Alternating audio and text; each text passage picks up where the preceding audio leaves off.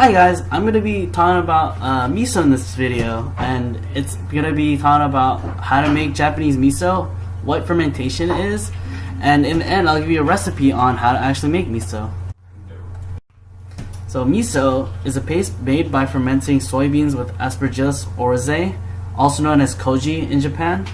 And something interesting to note is that Aspergillus oryzae is not actually a bacteria, but it's a mold. And miso is from Japan, but other Asian countries also have similar foods.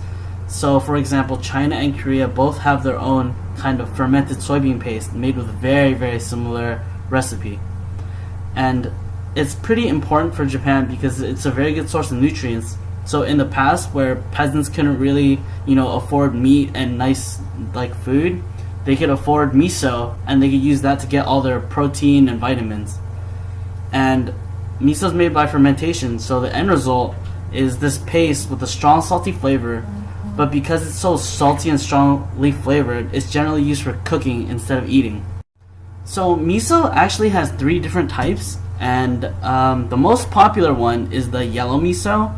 And although it's called yellow miso, it's more brown. So if you look at this image, it's the one on the left. And the one in the middle is called white miso. And that's actually going to be the one that I'm going to be talking about how to make today.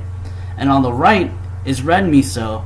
And they're all generally made with the same ingredients, except they use different ratios and different fermentation times. So because miso is generally used as an ingredient, there's been a lot of different foods that have been made with it. And most famously is probably miso soup. Most Japanese restaurants, when you kind of order your dinner or something, they just bring out a bowl of miso soup for you. Well, it's pretty popular in Japan. A lot of people still drink it on a daily basis, but there's still many other things like cooking fish with it, or making ramen, or just mixing it with your rice like people used to do back then. So fermentation is a process where bacteria can break down sugar and produce lactate. And generally microorganisms do this if there's no oxygen present, because if there is oxygen present, they have better ways of making energy. So fermentation for some bacteria and microorganisms is a last resort if there's no oxygen, but they can still create energy for it.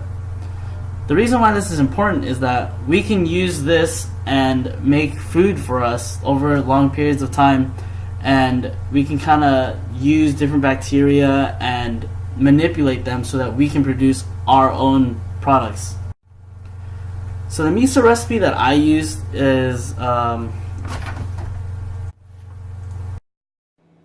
so the first step in making your miso is you want to take your soybeans, weigh them out, and you want to soak them, because whenever you cook beans, you have to soak the beans before you cook them, or else they don't cook properly. So I'm just weighing out around a cup, and you're just gonna pour them into a container of water, and you're just gonna let it sit there. And you want to make sure that the water level is actually quite high in the beans, because when you soak them, the beans are gonna expand because they're all dried right now, and you don't actually want them to expand out of the water as they expand. And you're gonna leave this, just soak overnight, and then tomorrow when they're done soaking, around 12 hours or so, you can actually start the cooking process. So these are the beans after they've been soaked. As you can see, they've really expanded in size. And the real next step is you just have a pot of boiling water and you just put them in the water. Now once they're in the water, you want to make sure that they're boiling, and you want to just boil for around 4 hours or so, or until the beans are soft enough to mush in your hands. So what you want to do next is, after you've mashed your beans, you want to mix in the koji, and you just kind of pour it in, and you want to make sure that it's mashed too. So you can just mash however you like. So after you've mixed everything, the last step is to add salt. After you pack it into the container that you actually want it to ferment in. So I'm kind of using a small container because I have a small amount, so that you want to cover the surface with plenty of salt.